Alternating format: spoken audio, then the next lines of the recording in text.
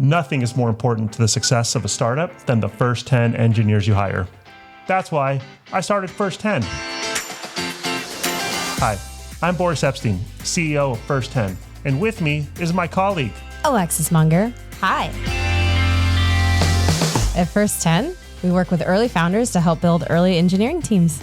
And this is the First 10 podcast, where we bring you valuable insights on building early engineering teams from all sides of the equation. Engineers, founders, even investors. It's January. Yeah. Crazy. January. How did that happen? I know. Are we still allowed to say Happy New Year? What's the timeline on that? I think you say it until January 10th. I don't know. I'm just drawing a line in the sand. And then after that, no good. Darn it. We passed the line. We passed the line. Yeah, no more. No more. We all know. Let's officially stop now. Mm-hmm. Starting now, we're officially no longer wishing you a Happy New Year. We are in the thick of the year. It's not even new. We're into it. It's happening. Yep. Okay. Well, we're super excited / reflective to capture our lessons learned. I can't believe it has been a whole entire year of early recruiting. Yeah. It feels like 6 or 7. Yes. But it has actually been a year. And with that year comes some wonderful learnings.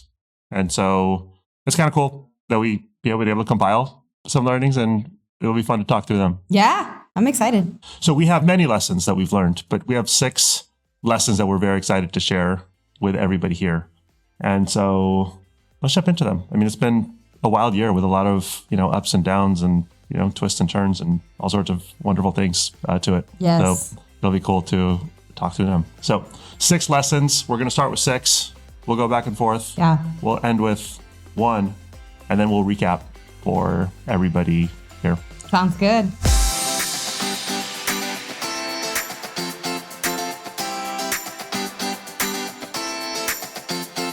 Let's get us going, Alexis. What's lesson number 6? Okay.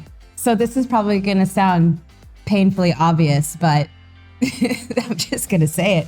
Attracting talent is hard. It's really, really hard.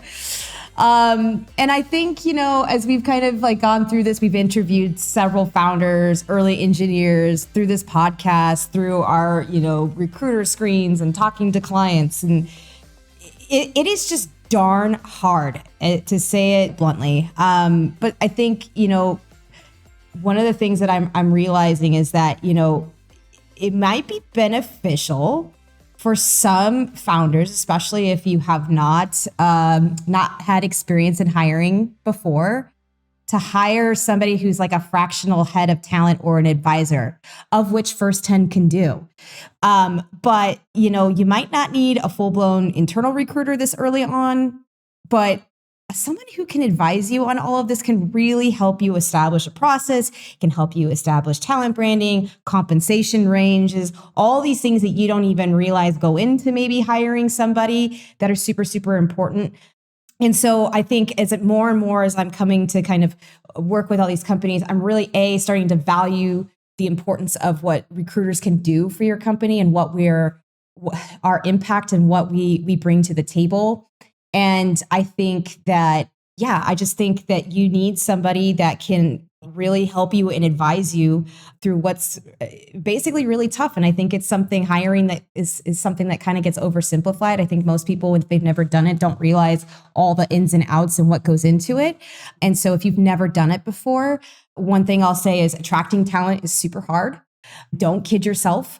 If you're, looking to start things up, I think, working with somebody who really understands the lay of the land in the market and can advise you will really set the stage. And I'll stop there. What do you think, Boris? I'll plus 1 on that. So, going into First 10, everyone told us that recruiting for early startups is going to be hard. And it's probably the hardest kind of segment of the market to recruit for, because candidates have preconceived notions around the challenge of early stage, the risk of early stage. So that's kind of weighing against, founders hiring. And then founders are and startups are for the most part unknown. So you're going out to the market where nobody knows you, no one knows your company, and there's a lot of competition. And so for those few reasons, it's very hard. And having gone through an entire year of it, I can confidently say that it's, I don't know if it's 10 times, but it's at least a few times harder than I even thought it was.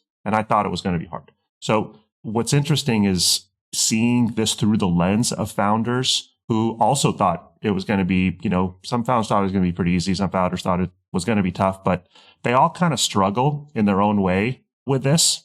To your point, Alexis, about leveraging all the expertise you can get. Plus one on that, it's kind of like, look, we're in the business of recruiting. So for us, recruiting is our skill. It's still hard, but it's our skill.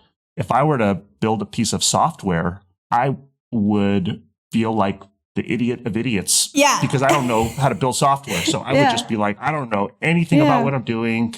I need to arm myself with all the resources I could possibly get in order to build this successfully. And hiring an engineer won't even solve my problem. I kind of still need to have resources and educate myself. Yeah. And so, a lot of recruiters and recruiting advisors talk about founders from the lens of appreciating working with founders who are open to input and open to that partnership. And that is really where the strongest kind of partnership and strongest outcomes come from. Yeah. Whereas, there are founders who struggle and don't do well at hiring, but have equal conviction about whatever it is that they're kind of doing or trying to do. And they're kind of a little more closed-minded around receiving that support. And those are the kind of tougher ones that tend not to do as well, unfortunately. But yeah, just kind of note for founders, hiring is hard. It's really hard. It's going to be probably a lot harder than you even think it is going into it. It'll probably be the toughest thing you do in growing your startup. Yeah. And I mean, when I got into recruiting, I thought it was going to be easier than what I thought it was.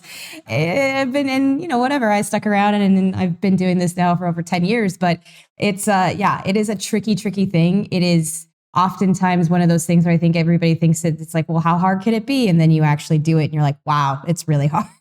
It's brutal. Really hard. It's brutal. Okay. I think we beat that one, but happy to talk for another hour about how hard it is. So hit us up. We'd love to talk about this. Moving on to lesson 5. Yeah. Startups can't hire better than the recruiting ability of their founder. It's a little bit of a continuation of the last challenge, but this kind of hit me like a ton of bricks at one point. We're working with a founder, sweetheart, happened to have been an SDE2 in their last job before becoming a founder. And, going into a founder situation, you kind of have a lot of respect for what the founder can do. And then you kind of get to know their recruiting abilities and recruiting challenges through introducing candidates and through the scenarios. Yeah. I was just kind of reminded, I was like, oh yeah, this person is about SDE2 level, right? Yeah. And SDE2 level is, they haven't had much interviewing experience. Their kind of exposure is fairly kind of limited. And so that's the extent of their instinct. That's the extent of their abilities. And so that startup wasn't unfortunately able to hire better than that person's ability. Mm-hmm. So at the end of the day, whether the founder has recruiting resources, help, support, they can't hire better than their ability. And that's just one good thing for a recruiter to know going into a situation, for a founder to have kind of eyes wide open around their strengths and limitations going into a situation. Yeah. That was my thought. So when I look at founders to evaluate their ability to hire, I'll often look at what they did previously. If they worked at a larger company even, that means they were plugged into a large recruiting machine. Mm-hmm. They may not have much exposure or kind of respect for what it takes to hire, but without that kind of big machine. Yeah. We've experienced situations like that as well. And so just an interesting kind of lens through which to look at what to likely expect of that startup or founder's hiring outcomes. Yeah, I concur. And I mean, you think about it, people are joining your company to work with you as the founder. So you have to really understand your value prop, how to sell that, how to evaluate who's going to be the right fit for your team. What questions should you ask to know those things? What's important? What's like a missed signal? And a lot of those things, it takes time to develop that instinct, probably coming from the experience of either maybe building your own team. Maybe you were a hiring manager at your previous company. So you know what it takes to hire people, what questions to ask, what instincts you'll develop. So I think in absence of that, if you are a young founder, like hiring somebody who can advise you on that and listening to them will be crucial. It can certainly be helpful. Yeah. Okay. Moving on. Lesson number 4. Wow, we're flying here. Flying. What do you have for us with number 4? Okay, this is going to be controversial. Are you ready? I don't know if the world is ready, Alexis, but they're going to have to be.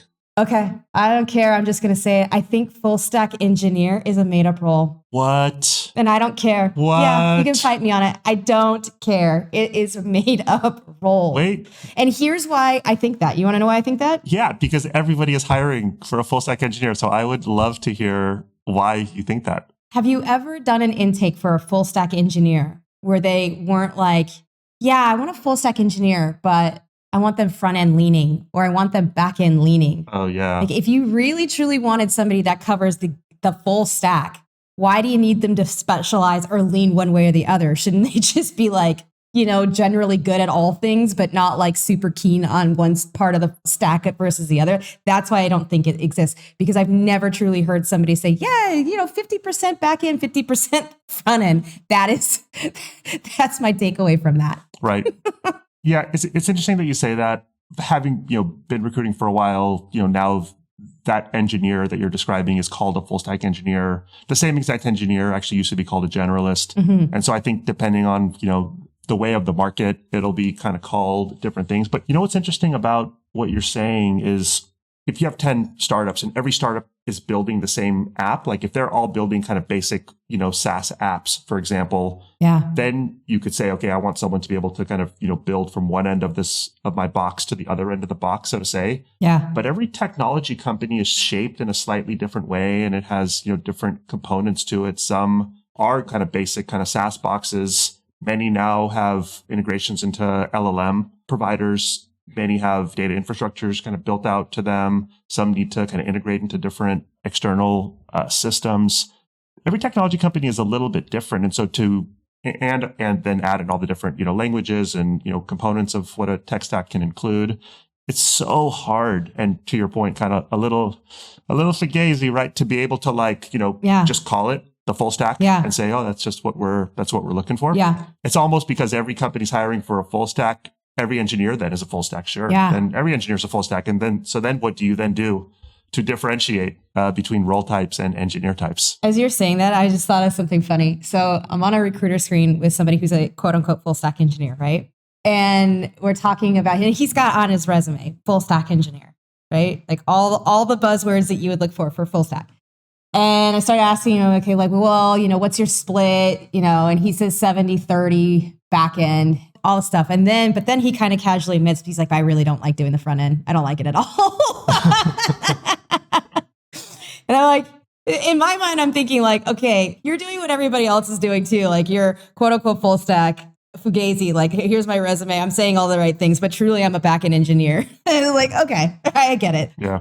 And that's kind of been my experience. As you were saying that, I actually don't even like back-end and front-end because it oversimplifies what even that is. And there's always more things behind the back end anyway. So it's never accurate in any case. No. And then how can you reduce somebody's work to being like, oh, well, 70% of the time I'm running, I'm only focused on the back. Like, I don't know how you even like get a percentage of what time you're spending for what, but like my very limited understanding of engineering is I think if you do focus on the front end, you have to understand the back end components of it enough to build something that will render, right on the front end and vice versa. Like you have to understand the back end to make it look right when somebody pulls up a web page. Like you have to have an understanding of everything. But maybe your specialization or your focus is like, I do these things very well.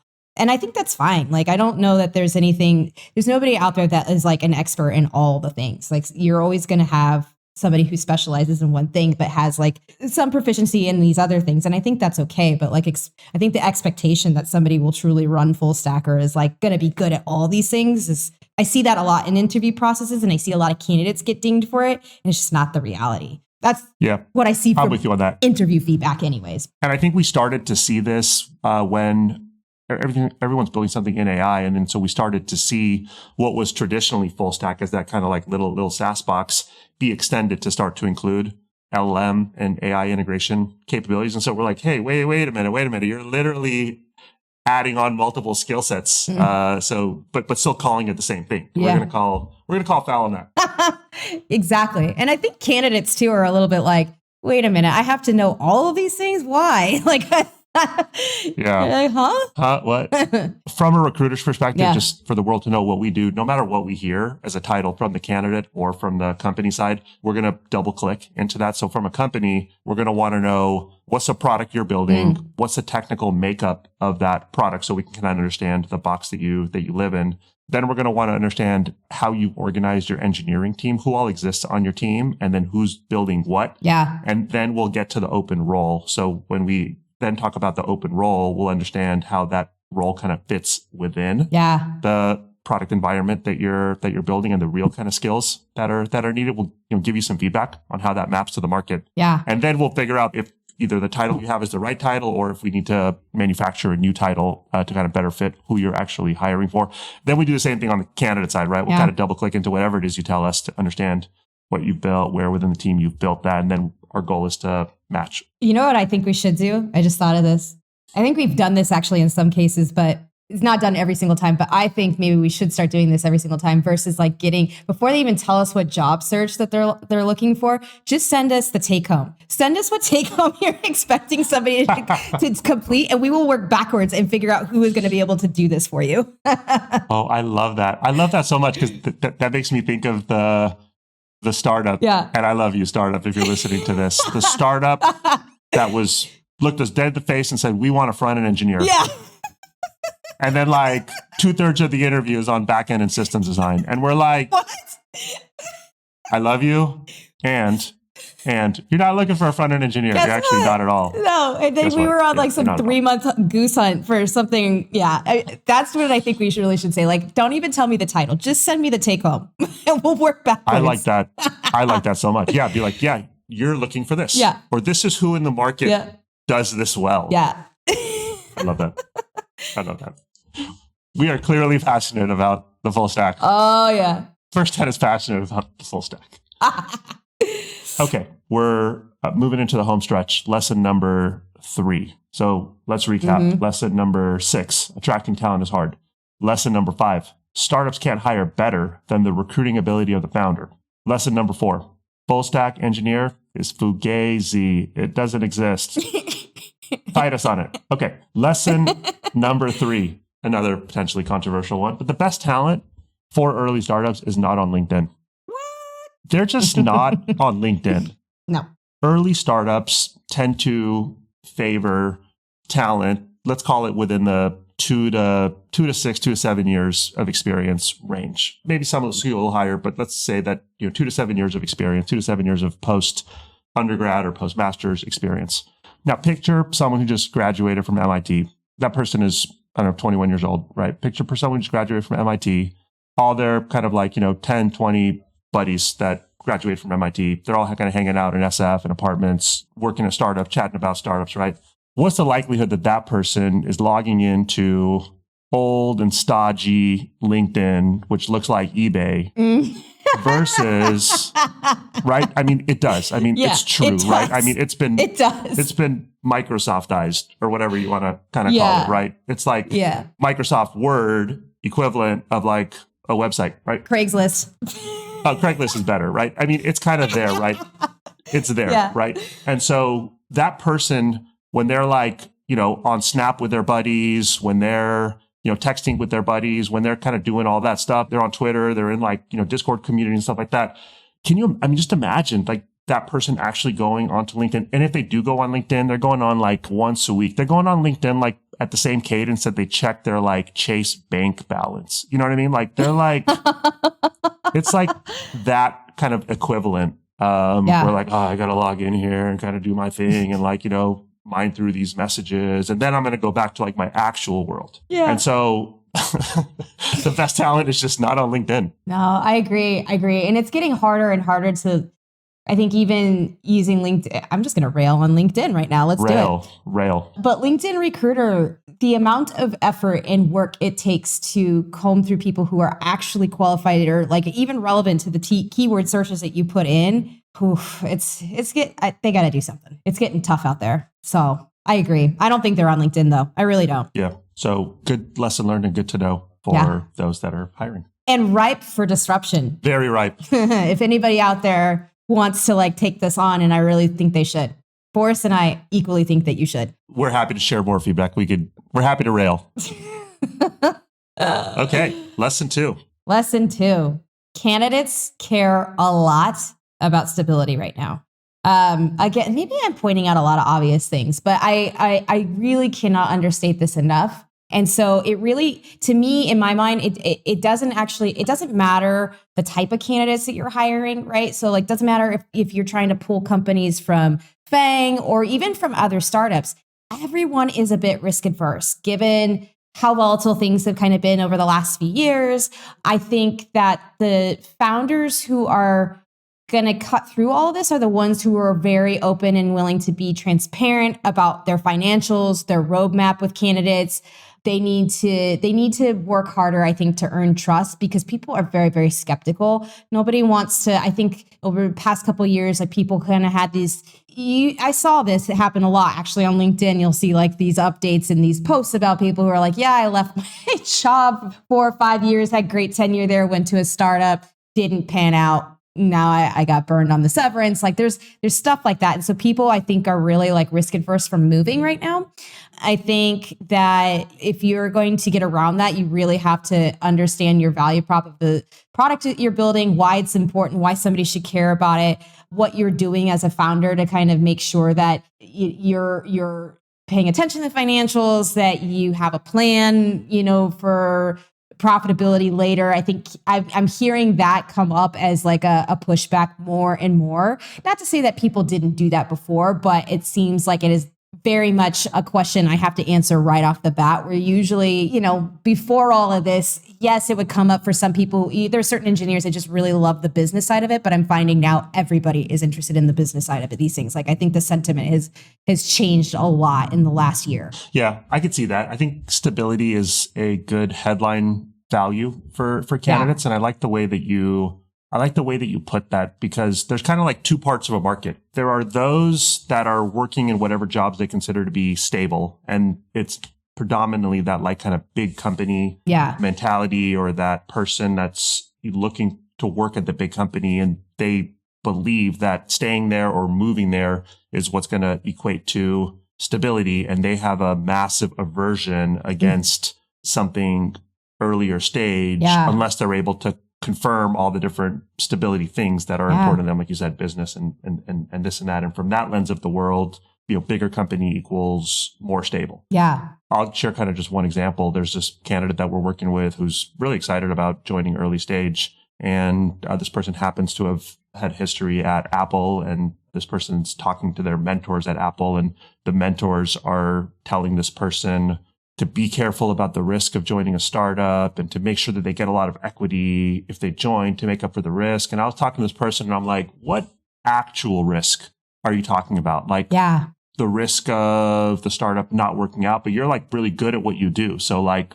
if you don't work here, you could work there. Yeah. Like, so then what is the actual risk that you're taking, right? Because unemployment isn't a big risk because you're very qualified and good at what you do. Yeah. So what then is the risk? Yeah. Right. And so that's something that someone who's risk averse will kind of just block out and not be able to kind of like work through. Yeah. Because they see big companies as a safe, massive safety haven, but big companies just let go they laid off tens of thousands of people. Tons. By literal email. Yeah. Right. And so like in the middle of the night, you were all of a sudden not working in this, whatever you consider to be safe. Yeah. That's kind of one example. And then there's this other kind of world of like people that will only work for early startups because they think big companies are like a no impact haven, right? Yeah. And so they want to be part of like something early, something fresh, something exciting, something with a lot of impact and a lot of upside.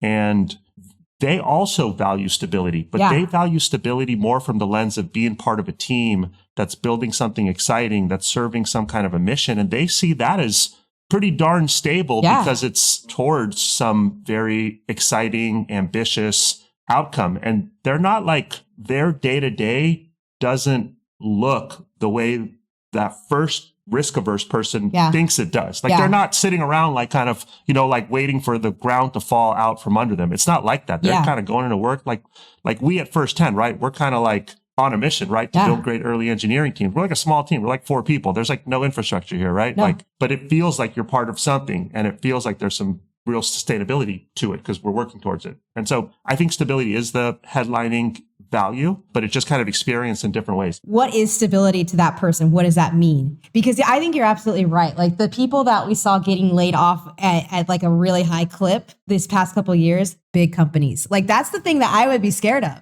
right? Like big companies are the ones that overhire, and then what do they do with that staff when they don't need them? Yeah. Early stage, you're hiring what you need and only what you need. And that company could be a risk if it doesn't pan out, but there's probably a good 2, 3, 4 years of runway at most. And if you're doing things right, then it's not a concern, you know? Yeah.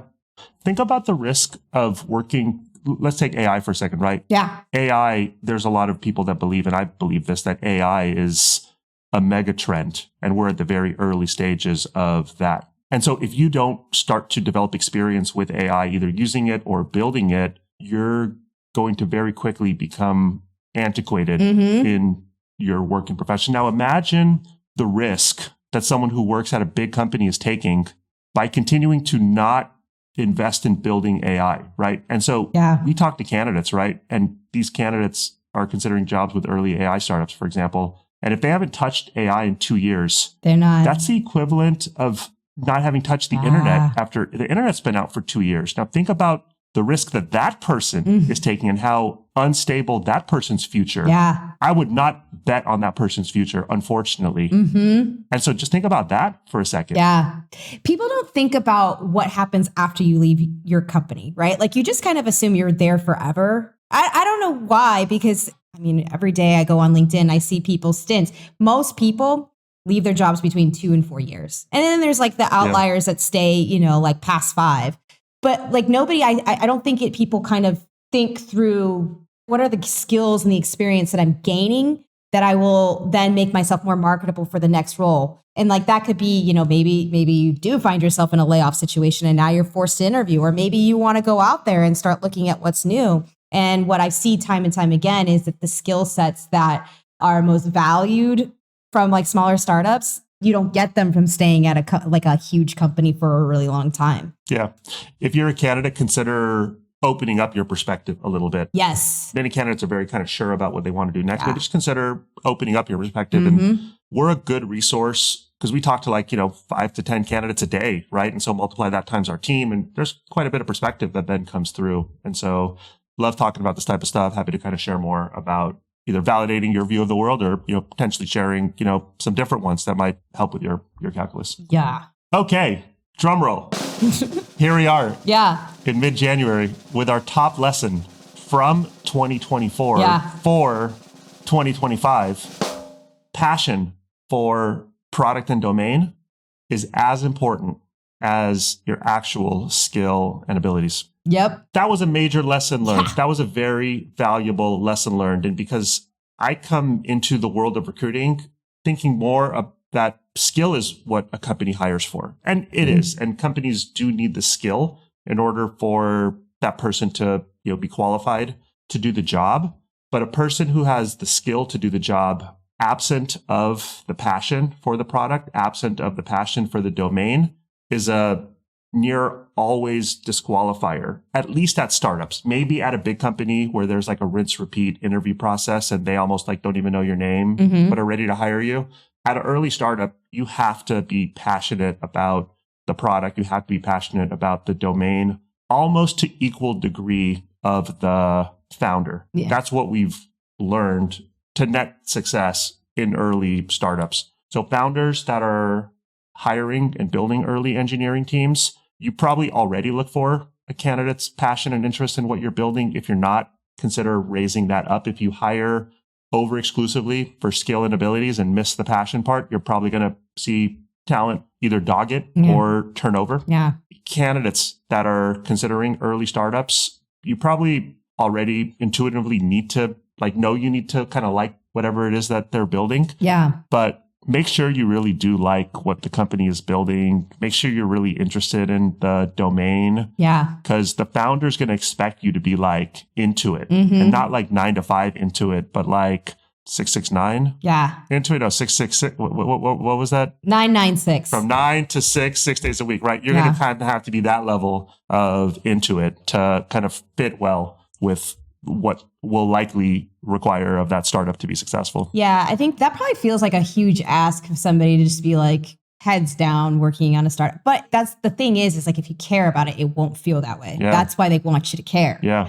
And so I think if you actually listen to every single one of the founders that we've interviewed so far, or founding engineers actually, they didn't say anything actually about, like most of them did not say, oh, I thought this was going to be the next big thing, or I did it because of the money. They all were like, no, this is just like a really cool thing to work on. And I was really engaged in what they were trying to solve for. Almost every one of them, right? Like I haven't heard anybody yet say it was about the money or they thought that they were going to get rich off of it. Like that's not it. I think, if you're going to join, if you're interviewing with an early stage company, do not make it about picking a company that's going to be the next big thing, or you're going to have like this monstrous like equity payout at the end of the day. Like what you should be focusing on is the experience of working at an early stage startup, what it's going to teach you and what doors it's going to open up for you later on, versus whether or not that startup makes it or not, because even really great ideas may not make it, may not like have like this monster payout at the end, but you'll have this amazing experience. It'll open up your network. It'll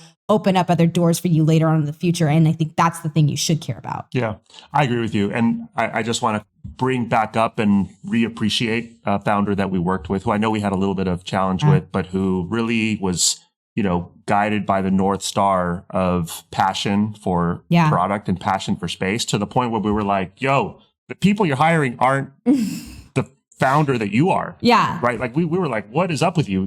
But that person was right. And it really does take like a high degree of passion and excitement around what a startup is building in order to ultimately be successful for that startup. In addition, of course, to having the skills that they need. Yeah. So having said that, that founder in particular was willing to wait for the right person and it wasn't impatient about it. I think that's a fact. The self-awareness there, I think is helpful. Like if you are looking for that person, but you also understand it's going to take time and it's not going to come quick and you value that, then that's different. I think it was a good experience overall. I think so too. Yeah. I think so too. And that person was right.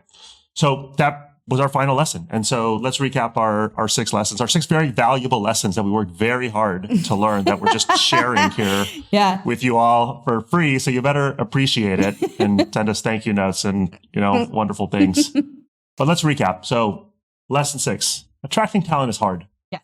It's a lot harder than you probably think it will be. Lesson number 5, startups can't hire better than the recruiting ability of the founder. So if you're a founder listening to this, just know that and or consider investing in the improvement of your hiring abilities. And of course, your recruiters can help. Lesson 4, full stack engineer is a made up role. Double click on that whenever you hear that, because whatever it is that's advertising that probably means something a little bit different than whatever it is that you think that is. Yeah. Fight us on it. We don't care. Fight us. We don't care. Lesson 3. The best talent is not on LinkedIn. We're not going to tell you where they are, but they're not on LinkedIn. That's just where they're not. Okay? Yeah. Lesson 2. Candidates care a lot about stability right now. Yeah. But asterisks on that, you need to know what stability means to them. Yeah. Every candidate's a slightly different viewpoint of what stability means. Yep. And the final lesson from 2024 for 2025, after the point, we're going to stop saying Happy New Year. Passion for product and domain. Passion for product and domain is as important to early startups as is skill. Yep. Mic drop. Woo, mic drop. I got to say, those are some pretty darn good lessons. Well-earned lessons. Character building lessons. Very character building lessons. We built a lot of character to learn those darn things. Yeah. But I'm excited for 2025. Me too. I'm excited to put those lessons into play. Mm-hmm. Excited to work with great founders who listen to their recruiting friends and counterparts. Listen. We're excited to continue to get to know great engineers that are excited about early stage and make great matches, right? Help make the world go round. Yeah. Also, if anybody out there is really wanting to take that journey and is just curious, hit us up. We like talking to engineers about this stuff. Obviously. Help you out. Hit us up. Give advice. Hit us up. Hit us up. All right. Happy New Year. We would wish you a Happy New Year, but we're not going to say that anymore. And so happy the rest of January. And that brings us to the end of this episode. Do let us know what you thought of our episode on our Twitter or LinkedIn. Look for the links in the show notes.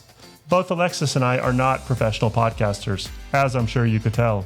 We just love talking about early stage startups. And if there's a recruiting related question you'd like answered, or you could use help with anything hiring related, jump on our website. It's www.first10.com. That's 1st10.com. And we'll do our best to get that answered for you. Thank you so much for staying with us till the end. My name is Boris, and with me is Alexis Munger. And we'll see you next time on the First 10 Podcast. Bye.